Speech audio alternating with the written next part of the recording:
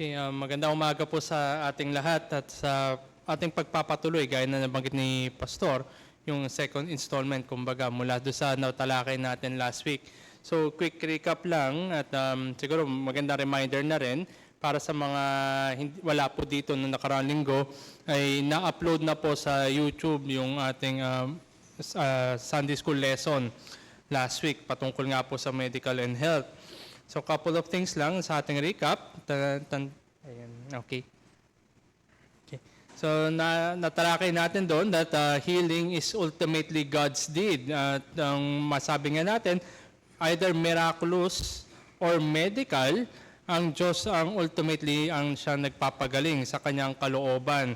Kung sa kanyang layunin at sa kanyang pagdidikta at sa kanyang magandang pakay, ikaw ay papagalingin, ultimately either medical yan or yung miraculous, it is God who heals.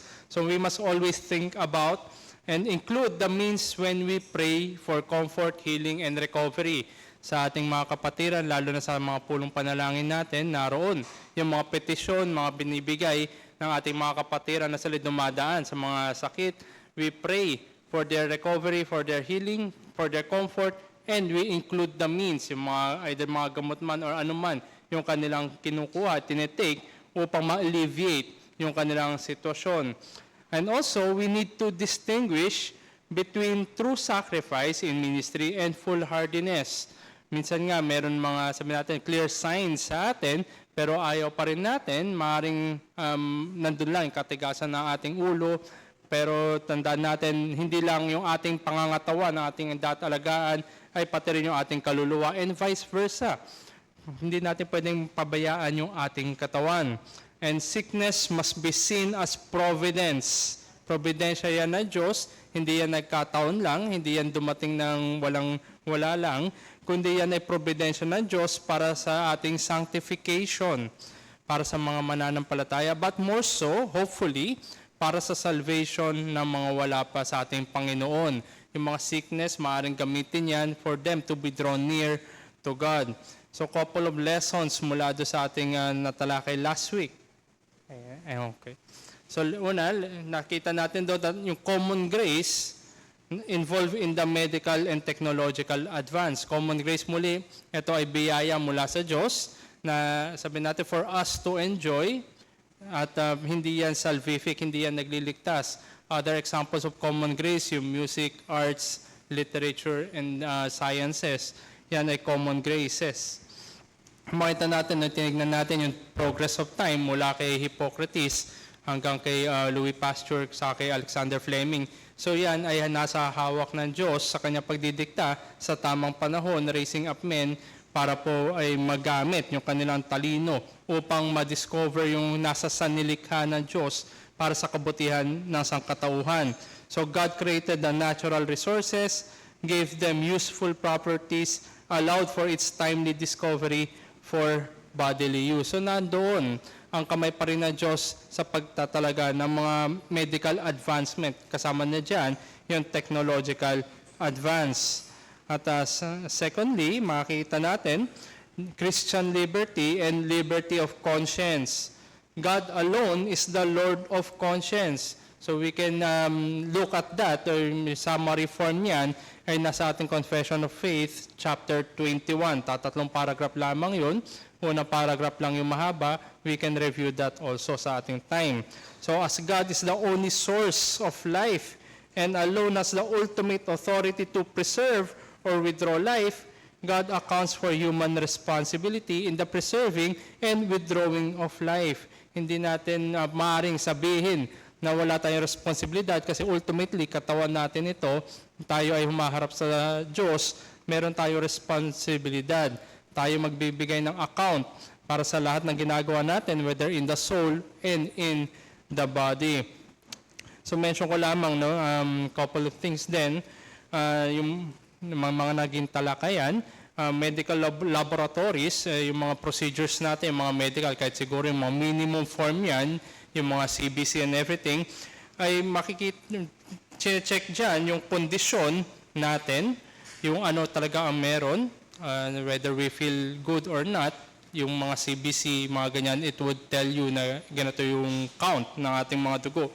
So medical laboratories ang kailangan to check the condition, then seek medical counsel. Ito yung masabihin natin na medyo ito yung objective na mga paraan. Then as we go from the objective towards yung ating Christian liberty. So whether medical yan or parang medyo, whether medical or sabihin natin alternative, ay nandoon, kailangan pa rin yung mga laboratories natin to check yung internal natin. Siguro quick testimonial time din. Kahapon, simula nung Friday, ay masakit po yung aking right shoulder. Hindi ko siya actually maitaas.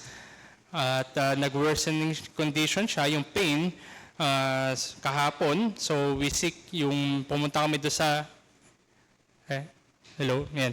Pumunta kami sa isang satellite clinic. It just so happened na unavailable yung doctor for pain management or ortho. Then may kapatid tayo na nagmalasakit din, na kinamusta. At napalalahanan tayo sa pamamagitan rin na isa nating kapatid na mayroon nga palang binigay na oil na pampahid. At yun ang aking ginamit, so medyo aangat ko na siya. So it works for me. At pero once again, hindi ko alam yung totoong nangyari doon sa loob ng aking right shoulder. Pero nonetheless, so medyo bumuti naman.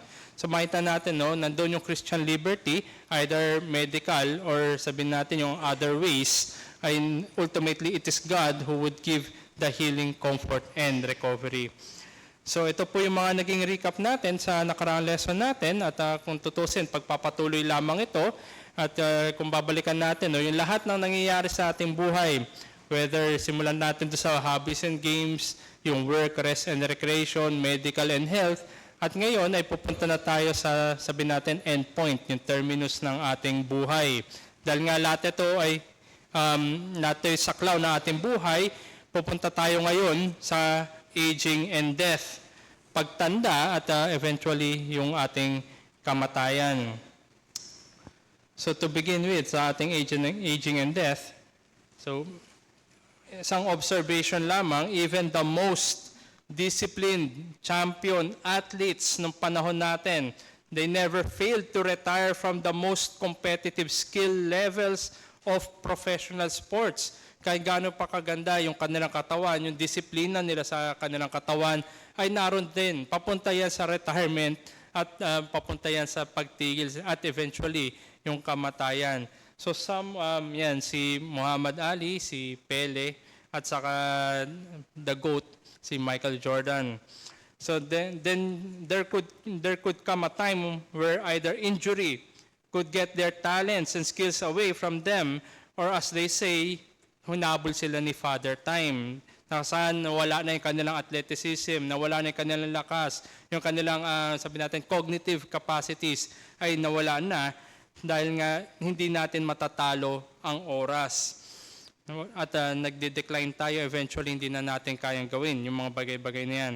So the point being is, as we grow older, it is inevitable that our bodies will grow weaker and we begin to experience more frequent reminders that death is eventually coming. Kumakatok na kumakatok, palakas ng katok, and eventually nandyan na. Humihina tayo, natural course, tama naman, dahil sa ating pagtanda, naroon yung mga infirmities natin, at tayo nga ay eventually papunta doon sa ating terminus. So key stats lang rin, galing sa World Health Organization. And sabi niya doon, sa isang research nila, between 2015 and 2050, the proportion of the world's population over 60 years will nearly double from 12% to 22%. So two ways to interpret lang naman yan. Either number one, gumaganda yung kalidad ng buhay, marami umaabot ng 60 and above, or number two, mas marami na matatanda kaysa sa bata. So ito yung way to interpret that. Then sabi niya ulit, by 2020, so ito yung research na to conducted before. So sabi niya, by 2020, the number of people aged 60 years and older will outnumber children younger than 5 years. So ibig sabihin, mas konti talaga yung bata. Mas marami yung 60 years old and above kaysa sa 5 years old and younger.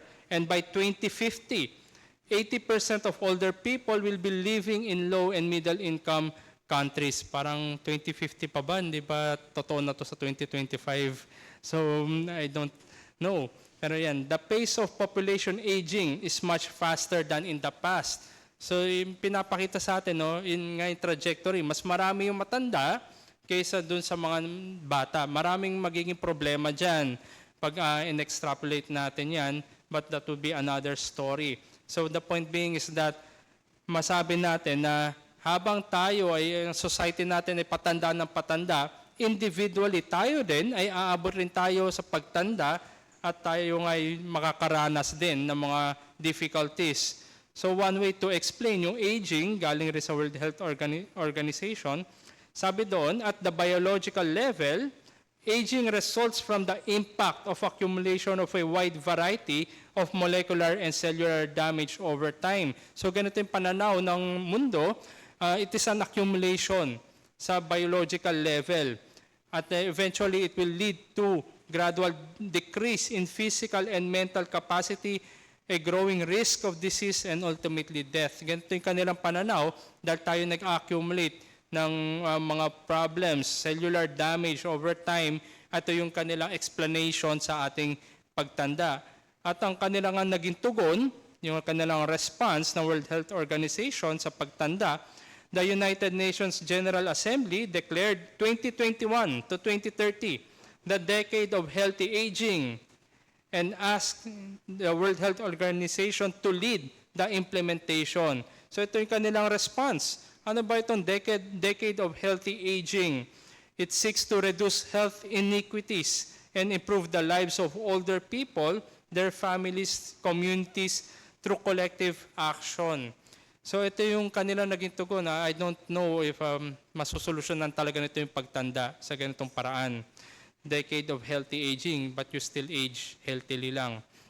Ganun pa rin, hindi pa rin natin na-solusyonan, hindi pa rin natin na-answer yung question kung bakit tayo tumatanda and eventually bakit tayo mamamatay. So ito yung pananaw ng mundo. They conducted research on that. We cannot take it away from them. Pero let's see what the Bible says about aging and death. So, biblical presentation of aging and death. Firstly, aging and death are the result of sin. Yan ay resulta ng kasalanan.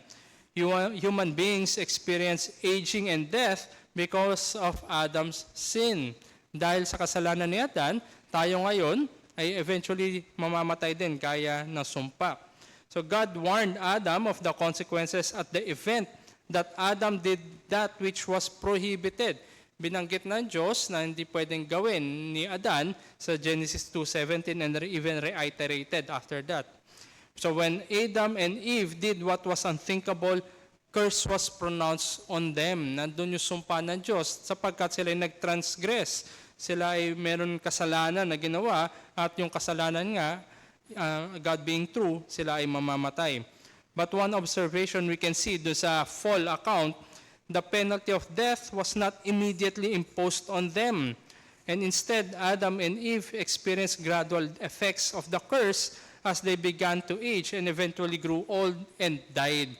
Sa Genesis chapter 5, verse 5, nabanggit nga doon, thus all the days that Adam lived were 930 years and he died. So nandun, no, yung pagtanda, and eventually pointing to death. Naroon rin yung kamatayan. Even in that first person na nandun sa mundo, nag-generate ng Diyos si Adan. But secondly, hindi naman ito'y dahil lang sa kasalanan, though everyone dies, death should not be viewed as punishment for those who are in Christ. Kung ikaw ay na kay Kristo, ikaw ay tinubos, niligtas ng Diyos, huwag mong tingnan bilang punishment sa iyo ang kamatayan.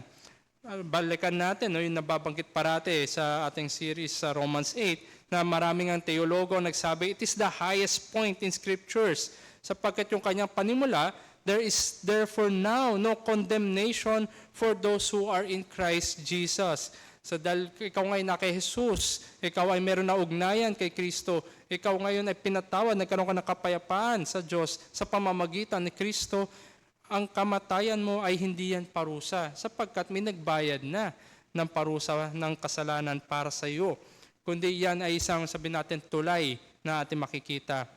The requirements of the law were fulfilled by Christ and the penalties of the law was paid by Christ. So when Christians die, the penalty of the second death, yung eternal separation, does not apply to them. Hindi applicable sa mga mananampalataya yung tinatawag na second death, yung eternal separation from God for eternity. Kundi, ang mga mananampalataya, kung sila'y namatay, sila ngayon ay dadalhin sa Abraham's bosom. Hindi yan separation from God, kundi yan ay mas malapit pa sa Diyos kaysa sa buhay natin sa mundong ibabaw. So also, aging and death are the final outcome of living in a fallen world. Ito yung final outcome sa buhay natin sa mundong ibabaw. Dahil nga bumagsak ang mundo na ito dahil sa kasalanan, tayo ngayon, lahat tayo ay tatanda at mamamatay sabang nandito tayo sa mundong ibabaw.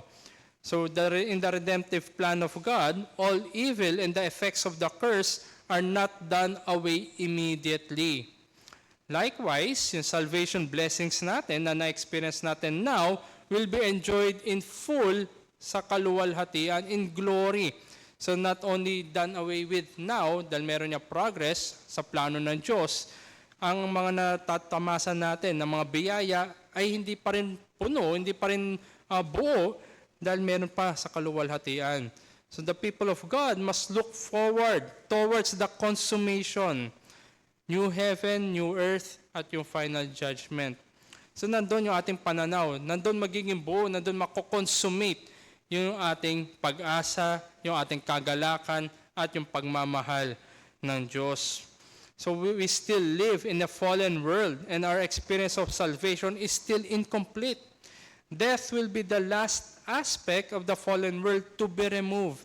Nabanggit nga sa 1 Corinthians 15, yung diskurso, nandun kalaban ng kamatayan at pati ang kamatayan, siya ay hahatulan, tatanggalin. At ang lahat na na kay Kristo ay naligtas at naroon na sa poder, sa piling ng ating Diyos. So while death remains a reality in the lives of all people, Christians included, mamamatay rin naman sa mundong ito ang mga Kristiyano, death is not to be viewed as a logical conclusion of life. Wag natin isipin na doon lamang na logical conclusion of life lamang yan, sapagkat yan ay malayo yung pinag-ugatan ng kamatayan. But because of the reality of the curse of sin living in this fallen world, naroon yung pagtanda at eventually death. But also, aging and death is for our sanctification. So Christians experience pain, suffering, and calamities, kagaya rin naman ng mga unbelievers sa buhay nito, but it is an opportunity for us to glorify God and grow in our sanctification, and also as a challenge for us to find our joy in Him alone. Sa likod ng mga hamon ng buhay, sa likod ng mga, sabi natin, difficulties and every calamity na dumadaan, naroon yung hamon sa atin na makita nawa yung ating kagalakan ay nasa ating Panginoon lamang. Na hindi sa mga material na bagay, hindi tayo nakasandal sa anumang meron dito sa mundo, sapagkat yan ay pwede mawala in an instant, pero yung ating kagalakan, hindi natatanggal, hindi nananakaw, at hindi nabubulok, sapagkat ang kagalakan natin ay nasa Diyos lamang. Sabi nga sa Revelation chapter 2 verse 10, "Do not fear what you are about to suffer. Behold, the devil is about to throw some of you into prison, that you may be tested, and for 10 days you will have tribulation." Underscore lang natin, or underline lang natin, "Be faithful unto death, and I will give you the crown of life." So nandoon yung kagalakan natin. At ang tawag sa atin, ang calling, is for us to be faithful unto death. So ito yung biblical na presentation sa pagtanda at kamatayan. It is for the sanctification of Christians. It is the final outcome living in this fallen world. At hindi nga ito punishment sa mga na kay Kristo, but aging and death is or are the result of sin. So a lesson for us, understanding aging and death through its biblical presentation should be a great encouragement to those who are in Christ. Sapagkat tinatanggal nito yung takot sa atin, sa pagtanda, at sa eventually yung ating kamatayan. It takes away our fear of growing old. hopefully, no, sa lahat tayo bilang mga magkakapatid, hindi tayo natatakot tumanda. Bagamat iba-iba yung age natin, iba-iba yung start date natin, kumbaga, iba-iba rin yung end date natin, hopefully wala sa atin na natatakot na tumanda. Sabi nga sa Hebrews chapter 2 verses 14 and 15, "Since therefore the children share in flesh and blood, he himself likewise partook of the same things, that through death he might destroy the one who has the power of death, that is the devil, and deliver all those who through the fear of death were subject to lifelong slavery." Tayo pinalaya na, wala tayo sa slavery ng kamatayan, at tayo ngayon humaharap na may buong pag-asa. So although dying and death is not natural to God's perfect creation, sa original na paglikha ng Diyos, wala doon, hindi natural yung kamatayan doon sapagkat wala pang kasalanan, we understand it because of the curse of sin. Death is an enemy, and there will come a day when Christ will destroy death finally.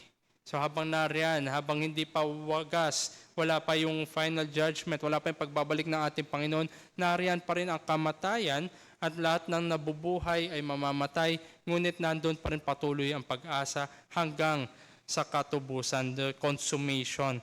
Eventually, death will be destroyed and the curse of sin will be found no more. So ito yung biblical presentation ng pagtanda at ng kamatayan. So once again, we would be tackling several issues patungkol dito sa aging and death. So simulan natin sa unang issue, the preserving the length of life. Yung pinapreserve natin para humaba yung ating buhay. So contrasting views, paano ba tinitingnan ng mundo ang pagpapreserve sa haba ng buhay? The world would try to preserve life at all cost. So nandun, no, at all cost, papahabain niya yung buhay, ipe-preserve niya. Ngunit hindi ganyan yung layunin, yung highest goal ng mga mananampalataya. Our highest goal is not to preserve life at all costs, but obedience to God and faithfulness to Him for His glory.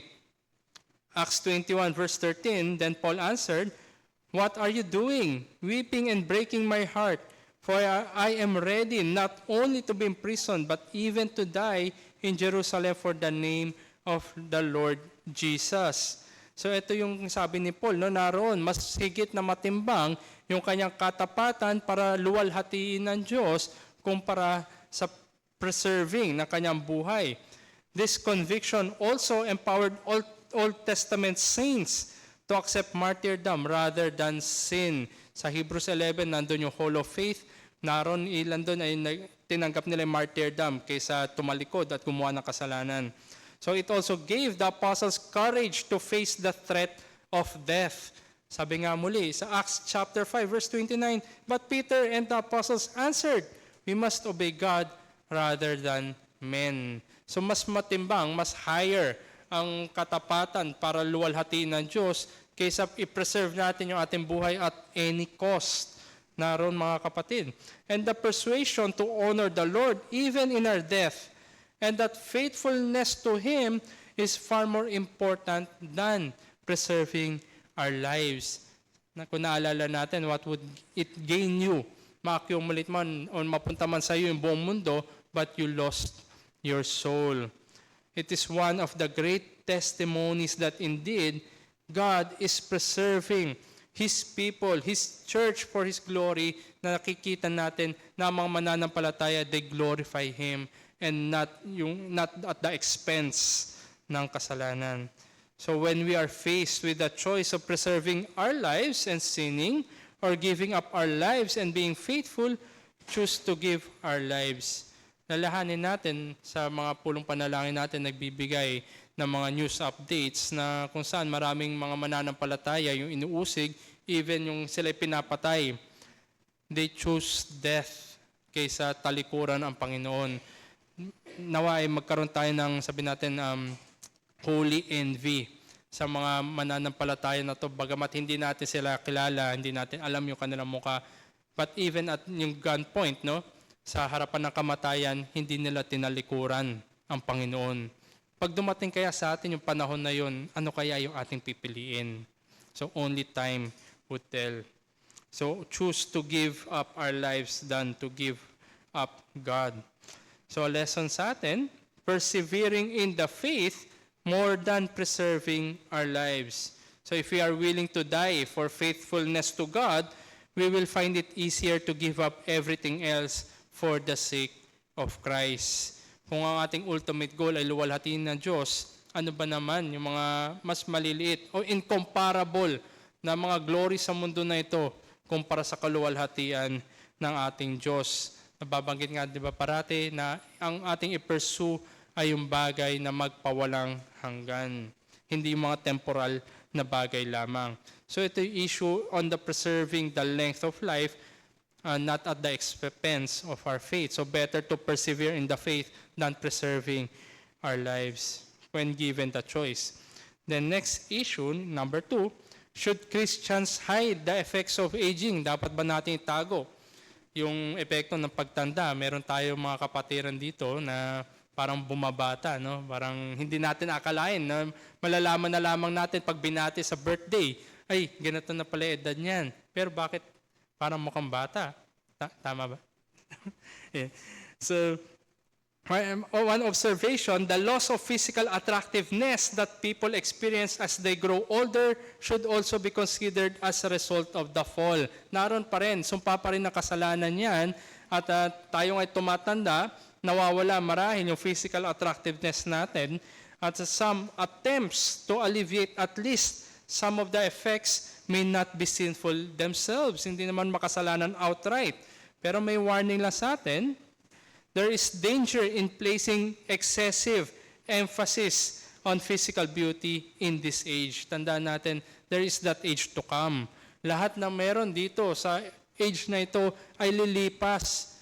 Kasama na riyan yung ganda natin, yung pagiging matipuno, yung ating kalusugan, yung ating pangangatawan. Lahat yan ay lilipas.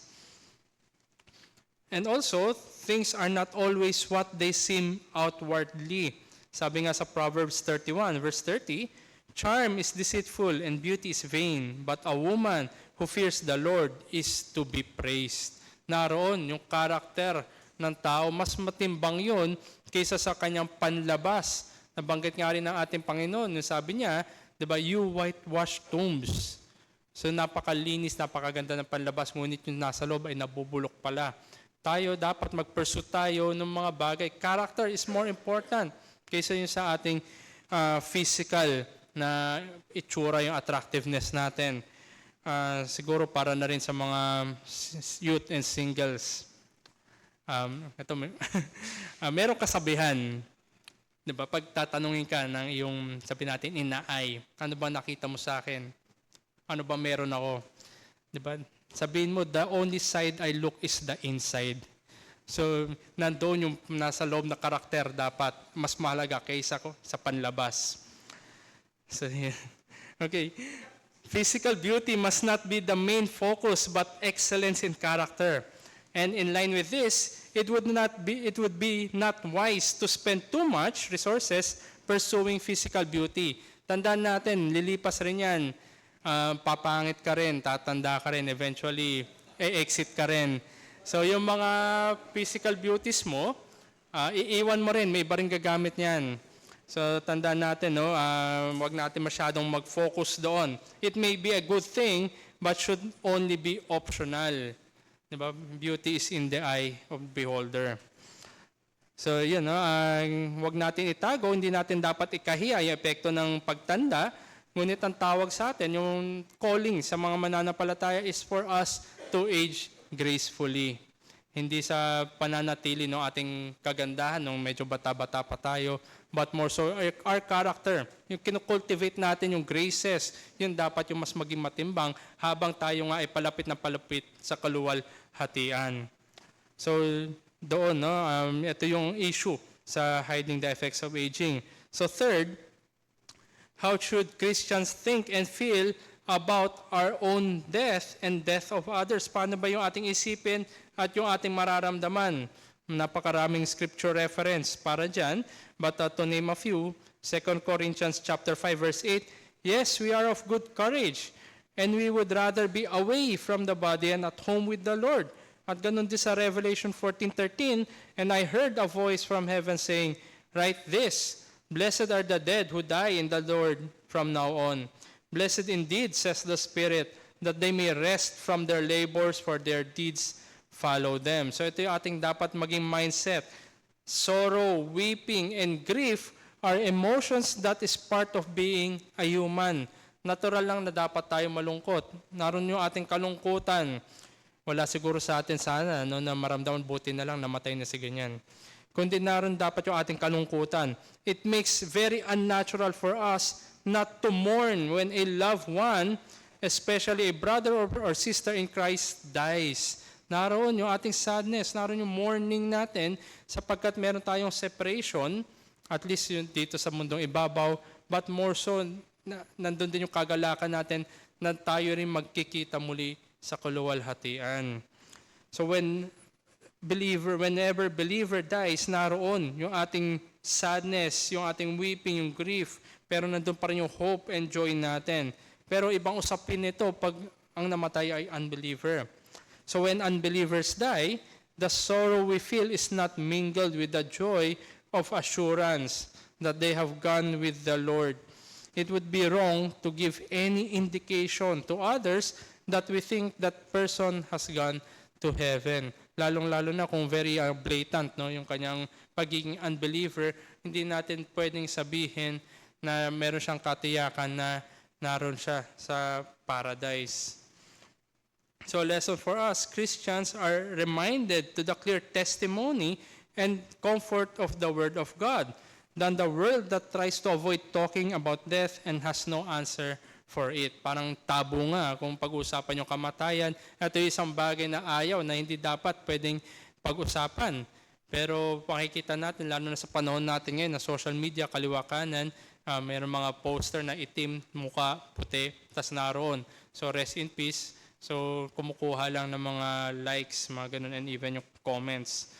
But more so, wala na, nothing follows that. At wala rin yung usapin ng kamatayan. Pero sa mga mananampalataya, na doon yung ating mourning, nandun yung ating weeping at grief, but meron tayong hope and joy. So ito yung ating third na issue. Fourth and last na issue, the importance of last will. Dahil nga pinag-uusapan natin pagtanda at kamatayan, meron tayong mga bagay at mga taong maiiwan. So the importance of last will. So one observation, the benefits of having a last will, especially for legal purposes, yung kanyang benefits are numerous. One of the reasons people might avoid preparing a will is that they do not think they are about to die. Lalo-lalo na siguro kung napakadaming properties. Parang nasa isip nila, hindi pa ako mamamatay, saka na. Mukha pa naman ako malakas, pwede pa yan, saka na. But we should or think about that during those things. Sabi nga sa Ecclesiastes chapter 8, verse 8, no man has power to retain the spirit or power over the day of death. There is no discharge from war, nor will wickedness deliver those who are given to it. And also sa Ecclesiastes chapter 9, verse 12, for man does not know his time, like fish that are taken in an evil net, and like birds that are caught in a snare. So the children of man are snared at an evil time, when it suddenly falls upon them. So hindi natin nadidikta yung ating araw ng kamatayan, kung paano tayo mamamatay. Isipin natin parati, mga kapatid, yung ating mga iiwan. It is right to make appropriate preparations while we are able to do so. Hindi naman siguro lingid sa ating kalaman na marami ang nagtatalo sa mana. Lalong-lalo na pag wala na yung mga magulang. Nandun na yung mga anak laban sa mga pinsan, sa mga kamag-anak, at nakawan ng lupa. Diba? Ang biruan nga, tuwing may reunion, usapin ng nakawan ng lupa. Pero dapat, habang buhay pa tayo, ay ayusin na natin ang mga bagay na ito. Isipin natin parati ang ating mga iiwan. We want what's best for them. Ayaw natin na bigyan ng additional burden yung ating iiwan. So while we can, we make appropriate preparations. Siguro isang case dito sa last will, kung pamilyar tayo kay Herod the Great. Si Herod the Great, marami siyang ginawang last will. Pero ang tinindigan ng korte nung panahon na yon ay yung last will na panahon siya ay nasa sane mindset pa. So as long as nasa proper mindset pa siya legally, yun ang tatayo. Hindi yung panahon na medyo nagkakaproblema na yung kanyang kaisipan. So tayo habang siguro nasa tamang kaisipan pa tayo, kung meron tayong mga iiwan, ay ayusin na natin habang kaya pa natin, who knows, hindi nga natin matatansya kung kailan tayo i-exit. So ito yung 4 na issue. Marami yan, pero I picked up only 4. So as we proceed, some practical applications para sa atin patungkol sa aging and death. First is we all have that one life to spend. Isa lang yung ating buhay. Tatanda rin tayo at mamamatay. Not all are given another opportunity, and some might not have those opportunities. So wag natin i-take for granted yung buhay na ito. Wag natin i-take for granted yung mga binibigay sa atin ng pagkakataon. Sabi nga ni C.T. Studd, only one life will soon be passed. Only what's done for Christ will last. Nandun yung pagpapaalala na meron lang tayong isang buhay. At ang tanging mananatili ay yung mga bagay na ginawa natin upang luwalhatiin ang ating Panginoon. Yung mga ina-accumulate natin sa mundong ibabaw na ito, iiwan rin natin yan. Sabi nga, di ba, who knows, baka nga full pa yung mag-cherish, gagamit ng mga pinaghirapan mo, hindi mo alam kung paano. So, make our life count. Isa lang naman yan at gamitin natin para sa kaluwalhatian ng Diyos. So, ikalawa, when life gives you tangerines, hindi po ito yung drama. Pero parang ganun na rin. So, lahat na circumstansya sa ating buhay, the hardships and the joys of life are to be seen as providences by God. Ito ay mula sa Diyos, mga providensya yan. From the highs and the lows of life, yan lahat ay providensya ng Diyos. At makita nga natin parati yung kamay ng Diyos sa pagkilos at yung kanyang pinapagawa para sa atin, para sa kanyang kaluwalhatian. Sabi nga sa Psalm 31 verses 14 and 15, "But I trust in you, O Lord, I say, you are my God. My times are in your hand. Rescue me from the hand of my enemies and from my persecutors." So from the highs and the lows, naroon parati ang pagluluwalhati sa Diyos. Naroon parati dapat isipin natin na ito yung mga probidensya ng Diyos para sa ating sanctification. Maihanda tayo habang nabubuhay pa tayo para sa kaluwalhatian. And third, practical application sa ating pagtanda at eventually kamatayan, love, understanding, and respect for the elderly. Demonstrate affection and appreciation for their immense contribution to us. So yun, nandun yung picture no, na maghawak natin, yung kami na matanda, i-appreciate natin. Lalo-lalo na yung mga mahal natin sa buhay, as they age gracefully, marami silang itinulong sa atin, marami silang sacrifices para sa atin, at marami rin siguro na marahil painful events, pero nonetheless, sila ay dapat natin bigyan ng respeto at pagmamahal. Sabi nga, habaan ng pasensya. Sapagkat tanda natin habang tumatanda, nandun yung mga epekto ng katandaan, nagiging makulit marahil, makakalimutin and everything, at may pilit yung gusto. Pero ganun pa man, mahalin natin sila. Kasi dadating yung araw na mawawala rin sila. At sabi nga, di ba may kasabihan, kailan pa tayo magbibigay ng bulaklak kung kailan patay na. At meron din na pagpapaalala sa atin na isang popular na song. Sabi niya doon, toast to the ones here today, toast to the ones we lost on the way. So eventually, sila mawawala. Pero ganun pa man, habang narito sila, i-demonstrate natin yung ating pagmamahal, yung ating appreciation, even our respect. Lalo na kung sila'y mananampalataya rin, maging silang ehemplo para sa atin how to age gracefully in the Lord. And last practical application, number 4, prepare to age gracefully, bawat isa sa atin. But make sure we cross the river towards the celestial city. Inference yan sa Pilgrim's Progress. So tayong lahat ay tatanda, but we must age gracefully. Siguraduhin natin at yakin natin na tayo ay nasa ating Panginoon. Sabi nga ni Spurgeon, to be prepared to die is to be prepared to live. Ayun ang preparasyon natin. Ang ating pamumuhay, yung ating life ngayon, it is a preparation for us on our dying day. Naroon yung ating paghahanda. Limited lang yung time natin. sa mundo na ito. Hindi natin tiyak kung kailan, pero ganun pa man, ang importante ay maihanda tayo sa kamatayan. At para rin sa mga mangangaral, sabi nga ni Richard Baxter, I preach as never sure to preach again, and as a dying man to dying men. Alalahanin natin, sa pagmiministro natin ng salita ng Diyos, tayo ay gumagawa ng apela. Umaapila tayo sa mga makasalanan na urgency for Christ. Na alam natin na bawat isa ay mamamatay, tayo man at sila man, pero ganun pa man, ang ating panawagan ay magkaroon sila ng pagkakasundo sa ating Diyos. So ito po yung ating lesson for aging and dying. So once again, yung references na ginamit, Christian Ethics by Wayne Grudem, ESV Study Bible, at yung research ng World Health Organization. So any questions po sa ating Sunday School? Wala, mukhang ready na naman tayo tumanda. No. Okay. Or iba sa atin, nandun na sa estado na yun, no? Okay. So, wag tayo muling wag tayo madaya na physical appearance. Mas objective yung edad. Hindi natin mababago yun. Okay. Any questions? Additions, testimonies, suggestions, and everything?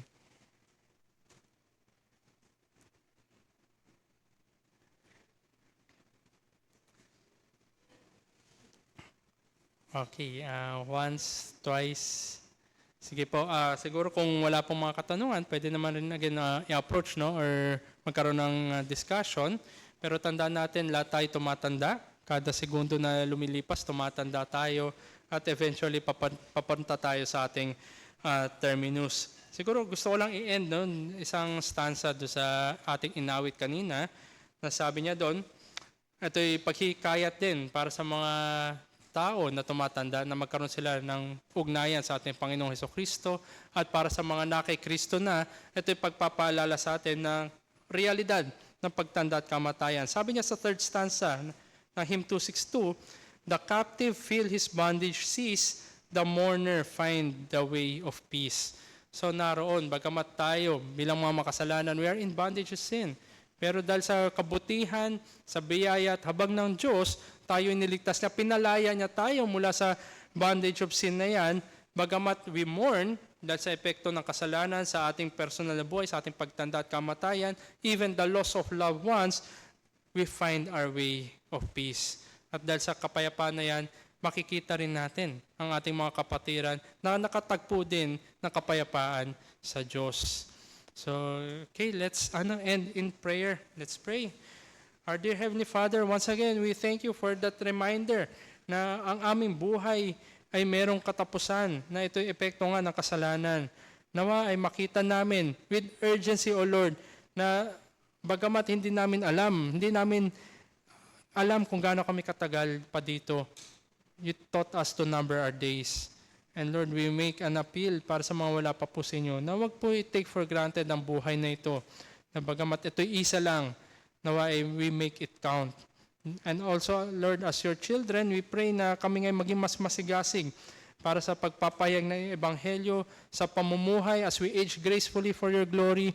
Naroon nawa ang aming patuloy na panalangin sa mga mahal namin sa buhay na wala pa sa inyo, that you have that providence for them to call them unto salvation, para sa aming kaluwalat, sa aming kagalakan at sa inyo pong kaluwalhatian. This we pray in Christ's name. Amen.